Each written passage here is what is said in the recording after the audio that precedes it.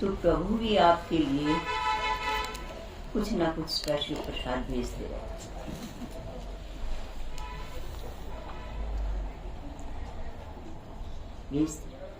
ये प्रभु की प्रेरणा होती है। ये एक अलग बात है कि किसको प्रेरणा दे। अब अपनों को ही तो प्रेरणा दी जाती है और अपनों के लिए ही प्रेरणा दी जाती है।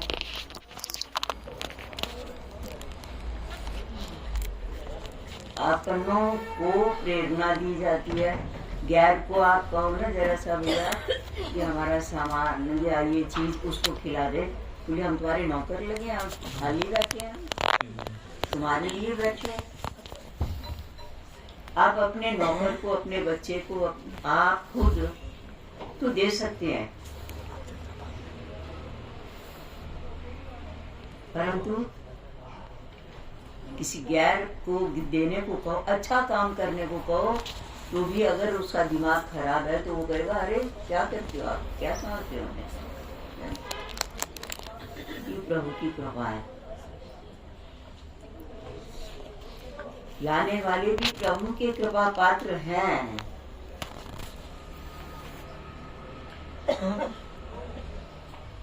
अगर कृपा पात्र न होते तो प्रभु उनको सामर्थ्य क्यों देते लाने की।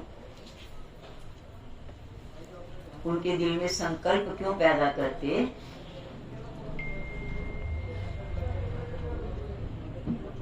इसलिए लाने वाले भी प्रभु के विशेष कृपा पात्र हैं। उसका हमें रिजल्ट कैसे पता चला कि भगवान को प्रेरणा देते हैं, अपनों को देते हैं, अपनों को ही कहा जाता है और अपनों के लिए कहा जाता है। और आप तो कृपा पात्र हैं। सवेरे से जो झमाझम लगे ही रहते जितना जिसके पास समय है। समय तो सबके पास है। क्या जो लोग घरों में बैठे हैं, बातें कर रहे हैं, टीवी देख रहे हैं, क्या उनके पास समय नहीं था सवेरे से अब तक का। समय सबके पास है। समय का सदुपयोग करना न करना अपने हाथ में। अब उस समय को हम सतोगुणी कार्यों में इस्तेमाल करते हैं या रजोगुणी कार्यों में इस्तेमाल करते हैं या तमोगुणी कार्यों में इस्तेमाल करते हैं, ये हमारे ऊपर निर्भर है। ये किस्मत में लिखा हुआ नहीं है। हम मनुष्य योनि में हैं। हम मनुष्य योनि। जीव तो सभी हैं। सब मम प्रिय, सब मम उपजाए। क्या कहा भगवान ने कि सब मम प्रिय है। जैसे कुम्हार ने चिड़िया, कबूतर, मोर, तोते, हंस, सारस बहुत से खिलौने बनाए, पेड़ भी बनाए, गमले भी बनाए और साथ साथ लक्ष्मी नारायण जी के स्वरूप भी बनाए, गणेश लक्ष्मी जी के बनाए। सब कुम्हार को पसंद है, प्रिय है, सब प्रिय है क्योंकि उसने मेहनत से बनाई है। इसी तरह से 84 लाख योनियों में जितने भी प्राणी हैं, जीवात्माएं हैं, वो सब किसको प्रिय हैं? सब प्रभु को प्रिय, सब प्रभु को प्रिय। इसीलिए किसी को भी कष्ट देने का हमारा कोई अधिकार नहीं। अगर आप कुम्हार की किसी वस्तु को तोड़ते हैं तो कुम्हार के क्रोध के पात्र बन जाते हैं।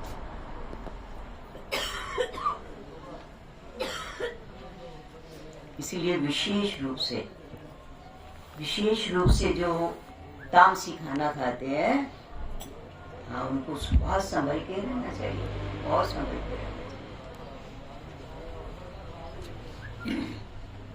परंतु उनमें भी कुछ एक विशेष होते हैं ना स्वरूप। तो इसी तरह से 84 लाख योनियों में जो मनुष्य की योनि है, ये तो प्रभु को बहुत ही पसंद है, बहुत ही पसंद। सबसे अधिक मनुज मोही है। देवताओं तो प्रभु ने ऐश्वर्य दे दिया। उनको कमाने और खाने की कोई चिंता नहीं है, पहनने की कोई चिंता नहीं है। किसको? देवताओं को। कल वृक्ष के नीचे बैठे हैं, रोज सुन ही रहे हो।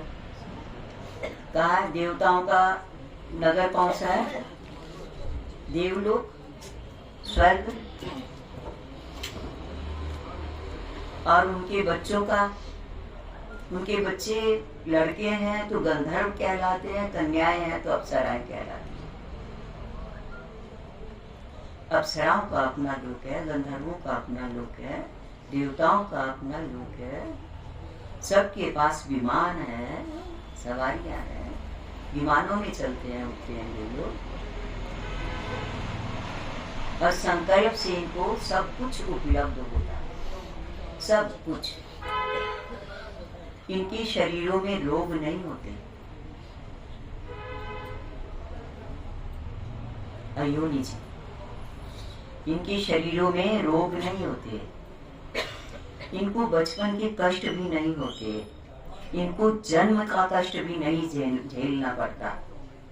जिसे बच्चा माँ के पेट में 9 महीने रहता है, 9-10 महीने, तो पीड़ित रहता है, पीड़ित रहता है, बंधा रहता है, जेल से बंधा रहता है, पर कुछ नहीं कर सकता। यहाँ तक कि माँ ठंडा खाए, गर्म खाए, सब उसकी त्वचा को स्पर्श करता है, तो वो कह नहीं सकता। उस समय बेहोश होता है 7 महीने तक। कुछ ग्रंथों में 5 महीने की म्याद है। ये 5 महीने तक, जैसे डॉक्टर किसी का ऑपरेशन करना चाहते हैं तो उसको एनेस्थीसिया इतना दे देते हैं कि हमें 5 घंटे लगेंगे ऑपरेशन के, तो 6 घंटे तक उसका असर बना रहे और उसको ऑपरेशन का पीड़ा महसूस ही ना हो, और हिले जुले ना महसूस होगा तो फड़फड़ाएगा। जब फड़फड़ाएगा, जब उसको पता ही नहीं चलेगा तो फड़फड़ाएगा क्या, और डॉक्टर बड़े आराम से उसका ऑपरेशन कर सकते हैं। तो 5 महीने तक तो बच्चे को बिल्कुल, जो गर्भ में शिशु होता है उसको पता ही नहीं चलता, बेहोश रहता है। 7 महीने तक उसको होश आ जाती है, धीरे धीरे फिर होश आती है। 7वें महीने में उसको पता चलना शुरू हो जाता है।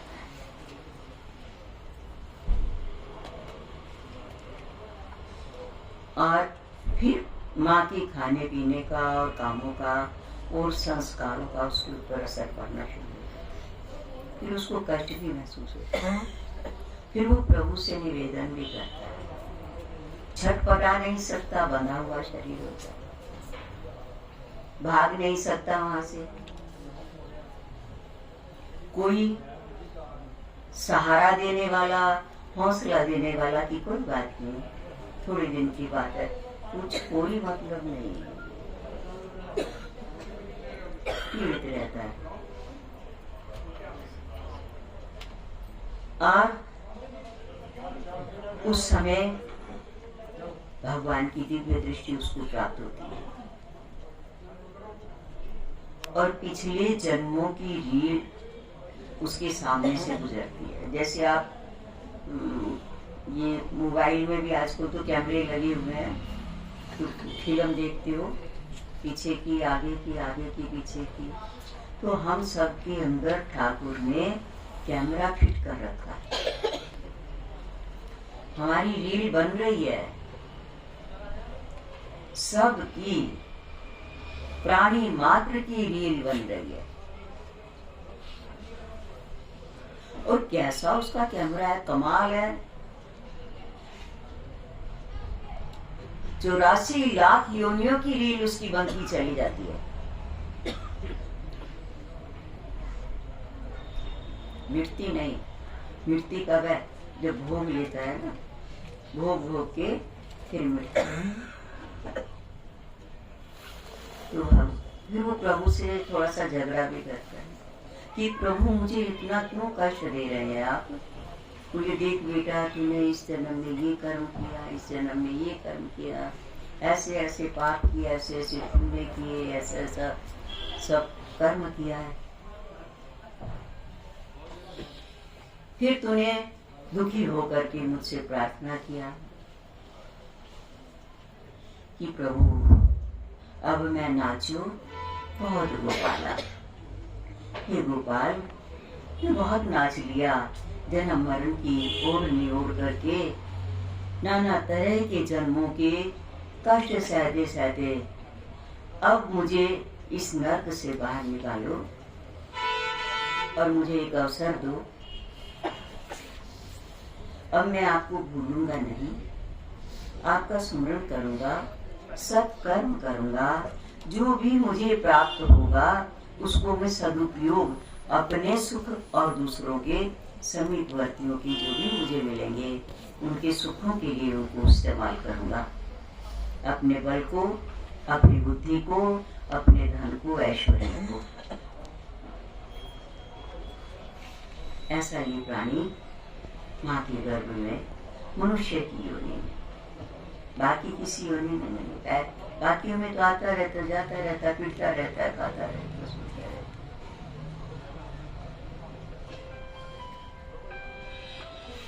भगवान कहते तू हर बार वायदे करता है। जब भी तुझे मनुष्य बनाते हैं, हम मनुष्य का चोला पहनाते हैं, तभी वायदे करता है कि अब मुझे बाहर निकालो, मैं भजन करूंगा। और बाहर जाके तो भूल जाता है। इसने कहा प्रभु अब नहीं करूंगा। जिससे कोई दुखी हो जाए तो कानों को हाथ लगा तो बोले अब नहीं करूंगा। बोले क्या विश्वास तेरा? बोले लो, अब वहां कोई कपड़ा तो होता नहीं, इसके पास कोई कागज पेन नहीं होता, तो हाथ होते हैं, हाथ की उंगलियां मुट्ठी बांध लेता है, मुट्ठी बांध लेता है कस के कि देखो मैं आपके सामने प्रतिज्ञा करता हूँ और मुट्ठी बांधे ही बाहर जाऊंगा और ध्यान रखूंगा कि ये मेरी मुट्ठियां क्यों बंद हैं। मैंने प्रतिज्ञा की हुई है। मुट्ठी को देख के मुझे अपना संकल्प याद आ जाए।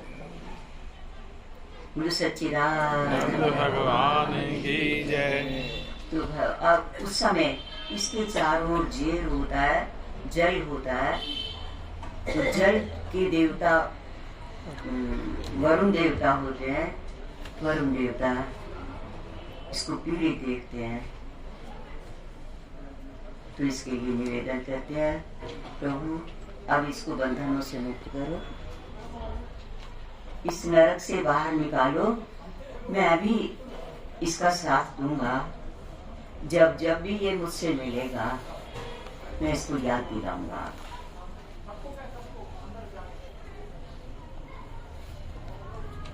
तो उनकी सिफारिश हो जाती है, इसका प्रार्थना निवेदन हो जाता है और भगवान की कृपा हो जाती है।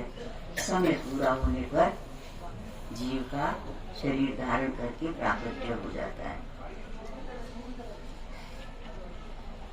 हमारा अभिप्राय कहने का है, परंतु होता क्या है आपने देखा होगा, और किसी जानवरों की, पक्षियों की, किसी की भी मुट्ठी बंद नहीं देखोगे। किसकी देखोगे? मनुष्य। मनुष्य का बच्चा जो भी जन्म लेगा, कन्या के रूप में या बालक के रूप में, उसकी मुट्ठी रुक होता नहीं है। जो उनके और साथी होते हैं वो धक्के से खोलते हैं। क्यों नहीं खोलता? उसको वो गर्भ का दुख याद रहता है। परंतु प्रभु की लीला ऐसी है, जैसे जैसे उस पीड़ा का निवारण होता चला जाता है, घर वाले भी मुट्ठी खोल देते हैं, बस वहां का वहां रह जाता है, यहाँ का शुरू हो जाता है। वहां का खट्टी साफ होती चली जाती है और यहाँ की नई लिखाई, बेटा हुआ, भतीजा हुआ, भांजा हुआ और इस तरह से पोता हुआ, नाती हुए, वाली है ना, इस तरह की बात होती है। परंतु वरुण देवता भूले नहीं। जब बच्चे का, जब मनुष्य नहाता है, जब कोई भी हो, कैसा भी नास्तिक हो, और गर्मियों में भी जब नहाएगा तो राम राम राम राम तो खास करके सर्दी में तो राम राम जरूर निकलेगा। हे राम, किस तरह से नहा ले। एक अपने यहाँ राम नाम का ही था एक विद्यार्थी, उसको नहाने भेजते जब श्रीराज जी सवेरे निकल पड़ते थे 5 बजे, ऊपर अपनी कुटिया से आ जाते कि कौन कौन बच्चा नहाए। शुरू की बात थी, तब थोड़े ही बच्चे थे, 10, 12, 15 बढ़ते गए। वो जब उसको पता चलता है ना भाई अब शिवाजी आने वाले हैं, फिर जाके जोर जोर से राम राम करता और पानी नीचे गिरा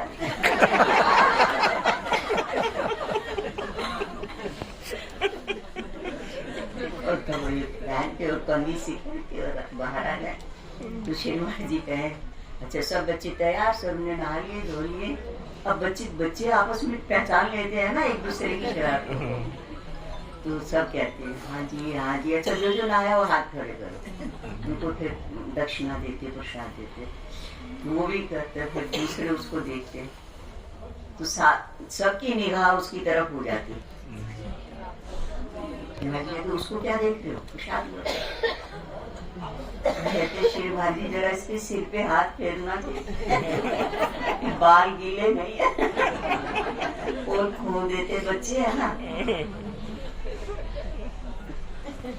शिवभाजी डांटते जब ना क्या, और फिर भी वो भी बड़ा पक्का था, सिर भी ला करके आता है।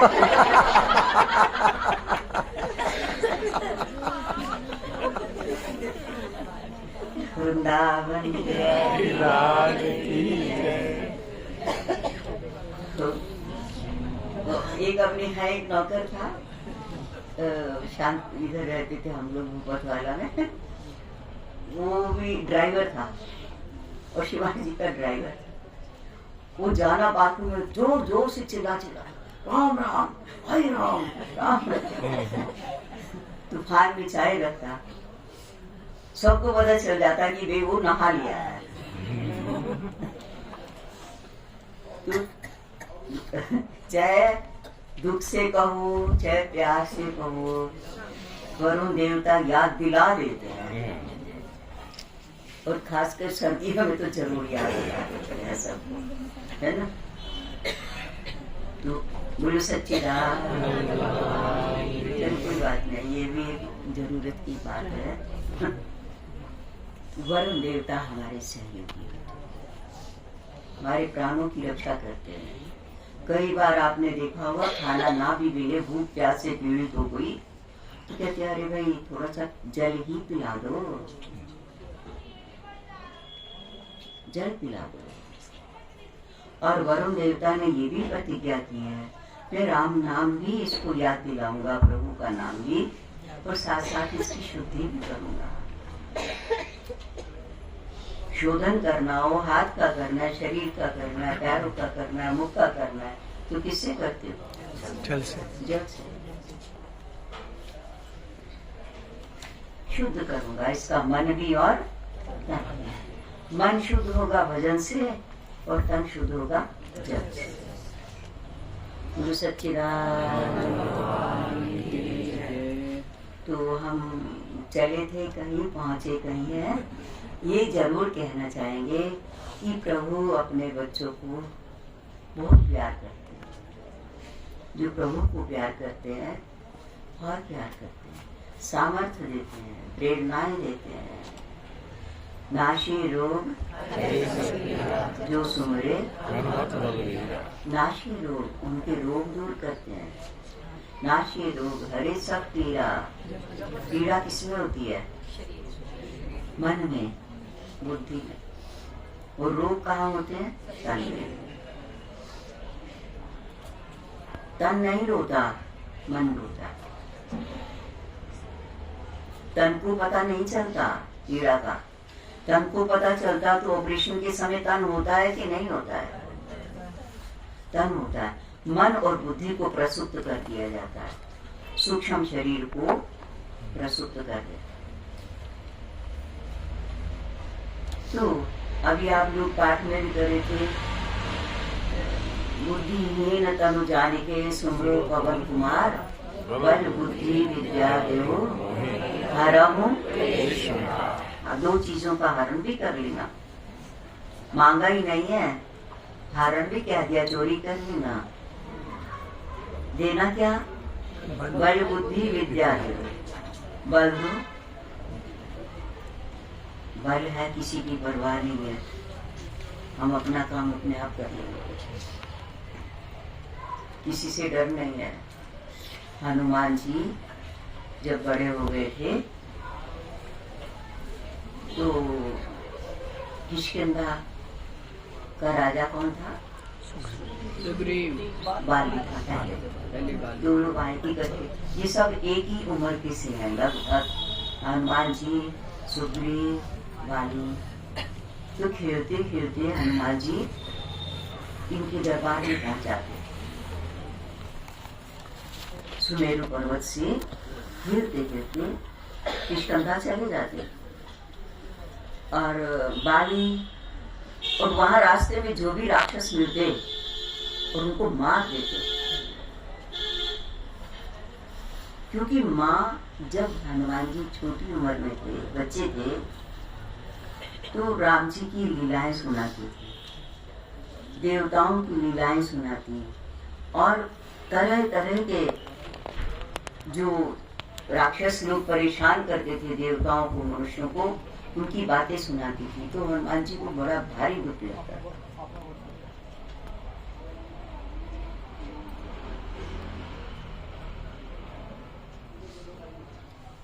कई लोगों को स्वभाव भी होता है, अच्छा वो दुकानदार सामान बेच रहा है, कुछ कर रहा है, थानेदार की तरह आएंगे और ये थानेदार ही बन के आ जाएंगे और उठाओ यहाँ से सामान, मारेंगे, डंडे मारेंगे, और कुछ बिखेर देगा, कुछ ले जाएगा, कुछ जेब में भर लेगा जो पसंद आएगा।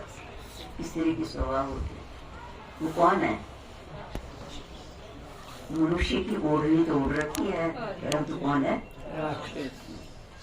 असुर। वो दानव है, उनकी गिनती दानवों में आती है। तो अब जैसे भगवान रह रहे हो, जंगल में रह रहे हैं, वनों में, क्या कह रहे हैं तुम्हें? रावण ने तो आके छेड़छाड़ की, राम जी ने नहीं की, इसलिए उसको दानव कहा।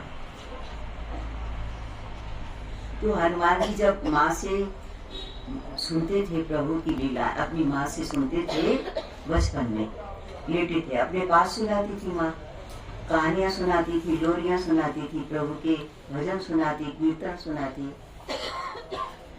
तो तब से इनको अंदर अंदर गुस्सा आता था कि राक्षसों को मैं जरा बड़ा हो जाऊं, एक एक को चुन चुन के मारूंगा। तो इसलिए जब आते इधर खेलने के लिए, रास्ते में जो भी दानव मिलता, राक्षस मिलता, उसकी खूब पिटाई पुटाई करके उसको खत्म ही कर देते। तो बाली को ये बड़े अच्छे लगते थे हनुमान जी। सुग्रीव और बाली की बड़ी मित्रता थी पहले, बड़ा प्यार था, दोनों भाई को बहुत प्यार था। और हनुमान जी, ये तीनों भगवान की कृपा रही है, क्योंकि बाली में भी पूरा बल था। इंद्र का बेटा है बाली, अंशस, और सूर्य का पुत्र कौन है? सुग्रीव। और पवन पुत्र कौन है? सारे देवता ही बैठे हो रहे थे ना, क्योंकि ब्रह्मा जी को भगवान ने, ब्रह्मा जी सहित धरती जब गई थी देवताओं को साथ में लेके प्रार्थना करने के लिए, तो भगवान ने कहा था कि भाई आएंगे, हम अवतार लेंगे। बोले प्रभु आपके बिना ये राक्षस नहीं मारे जाएंगे। ब्रह्मा जी ने कहा मैं मार नहीं सकता, मैंने वरदान दे रखा है। शंकर जी ने कहा मैं भी साथ में था वरदान देने में, इसलिए मैं भी नहीं मार सकता है।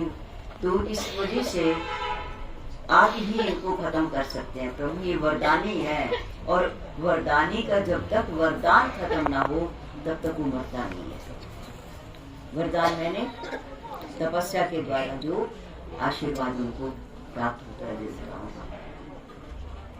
तो इसलिए भगवान ने कहा कोई बात नहीं, क्योंकि धरती ने कहा प्रभु मैं थक गई हूँ, मैं बोझ नहीं उठा सकती, ये तो आप लोग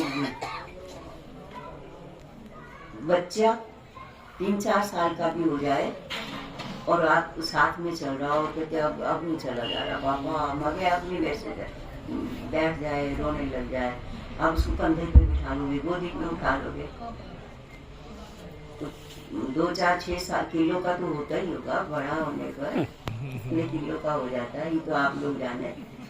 और आप कोई कहे कि दूध जाओ जरा 2-4 किलो दो आलू ले आओ, 2 किलो आलू ले आओ, ये हम उठा के लाए,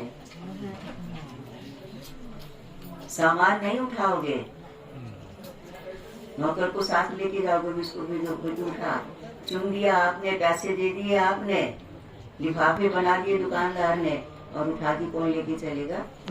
सहयोगी। और बच्चे को 1 मिनट में उठा लोगे, प्यार है ना।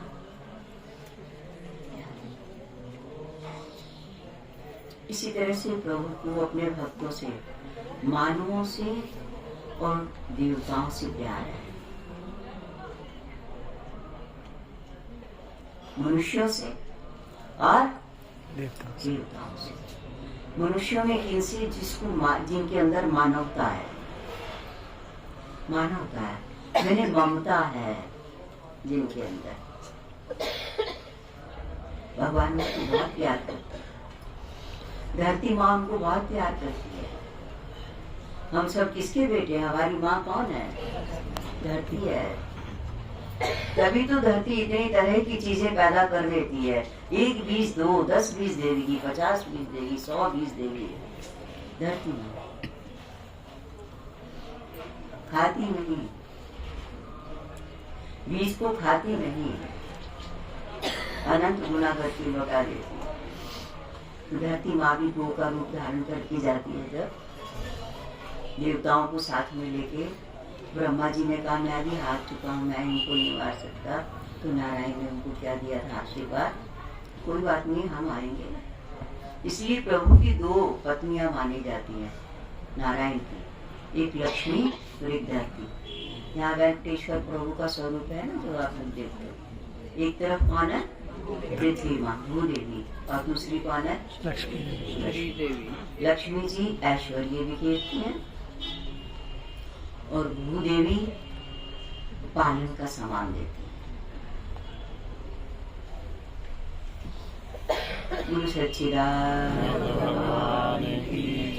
भगवान अवतार लेते हैं, तो हम ये कह रहे थे कि अब प्रभु की दी सामर्थ्य का सदुपयोग करो, प्रभु के दिए जीवन का, श्वासों का सदुपयोग करो, महान बनो, बढ़िया बनो, बढ़िया बनो, बहुत अच्छा जीवन बनाओ, बहुत अच्छा जीवन बनाओ।